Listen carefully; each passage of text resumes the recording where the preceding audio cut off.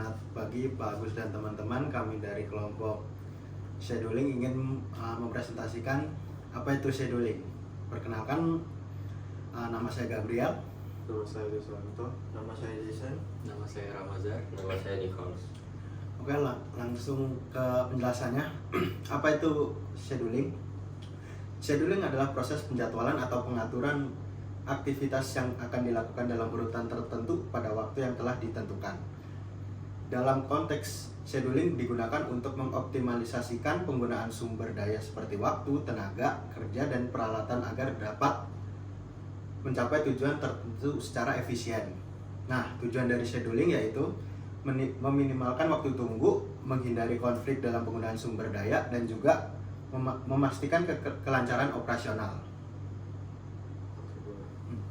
Oke, nah untuk konsep dasar scheduling ini, konsep dasarnya yaitu utilitas CPU yang memaksimalkan untuk mencapai multi-programming, yang dimana proses akan dieksekusi dalam siklus eksekusi CPU dengan menunggu input atau output.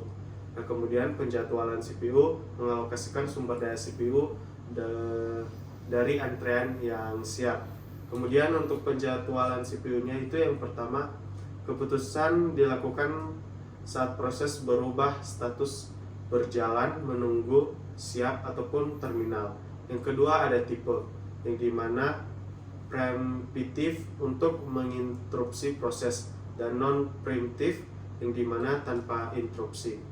Kemudian ada dispatcher yang dimana mentransfer atau mengkontrol dari penjadwalan ke proses terpilih untuk melibatkan pengalihan konteks dan transisi ke mode pengguna. Kemudian ada kriteria penjadwalan, yang dimana ada utilitas CPU, yang dimana untuk menjaga CPU tetap sibuk dan berjalan sesuai dengan cara kerjanya. Kemudian yang kedua ada throughput, yang dimana jumlah proses yang diselesaikan per unit waktu, yang dimana setiap waktu akan menjalankan proses throughput tersebut. Yang ketiga ada waktu putar, yang dimana total waktu yang dibutuhkan untuk menyelesaikan berbagai progres atau berbagai pekerjaan. Yang keempat ada waktu tunggu, yang dimana waktu untuk menghabiskan proses tersebut dalam antrean. Dan yang kelima ada waktu respon, yang dimana waktu dari pengajuan permintaan hingga respon itu diterima.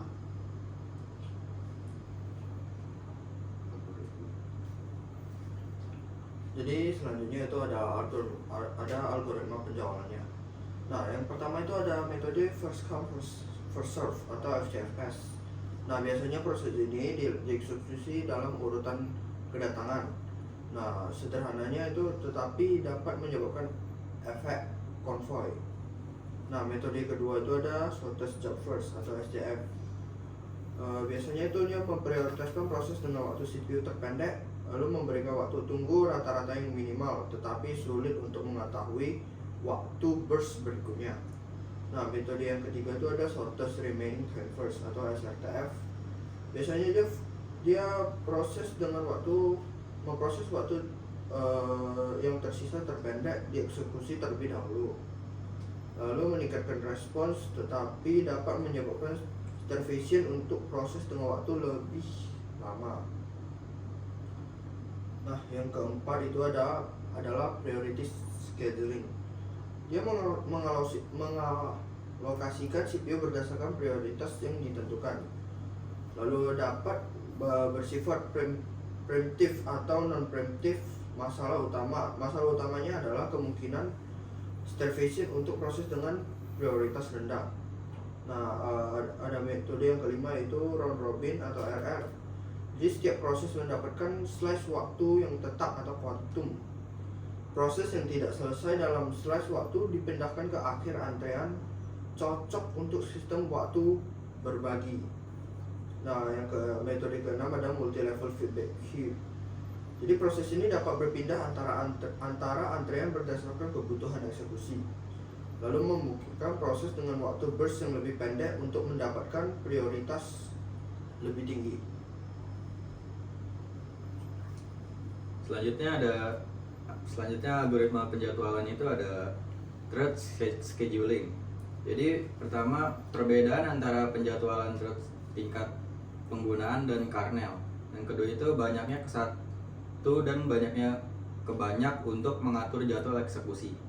Selanjutnya itu ada multiple processor scheduling. Nah, ini dia lebih ke kompleks dengan adanya banyak CPU, melibatkan afinitas prosesor. Dan kelebihannya menggunakan sistem antrian bersama atau antrian terpisah untuk proses. Jadi selanjutnya itu ada beberapa contoh penerapan scheduling. Yang pertama itu ada scheduling produksi.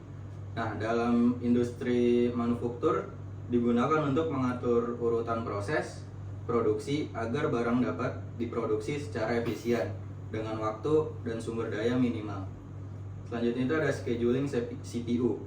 Dalam ilmu komputer, scheduling digunakan oleh sistem operasi untuk menentukan urutan eksekusi tugas-tugas di CPU agar kinerja sistem optimal. Selanjutnya ada scheduling proyek. Nah, dalam manajemen proyek, penjadwalan diperlukan untuk memastikan setiap tahap proyek selesai tepat waktu dan sumber daya dikelola dengan baik. Nah, selanjutnya itu ada beberapa contoh sistem operasinya, yaitu yang pertama ada Solaris, yang kedua ada Windows OS, dan yang ketiga ada Linux. Nah, jadi kesimpulannya itu adalah presentasi ini memberikan gambaran yang lebih mendalam tentang berbagai jenis algoritma penjadwalan CPU dan kriteria evaluasi yang penting untuk desain sistem operasi yang efektif. Oke, sekian presentasi yang dapat kami sampaikan. Kami mohon maaf bila ada kesalahan. Terima kasih. Terima kasih. Tuh.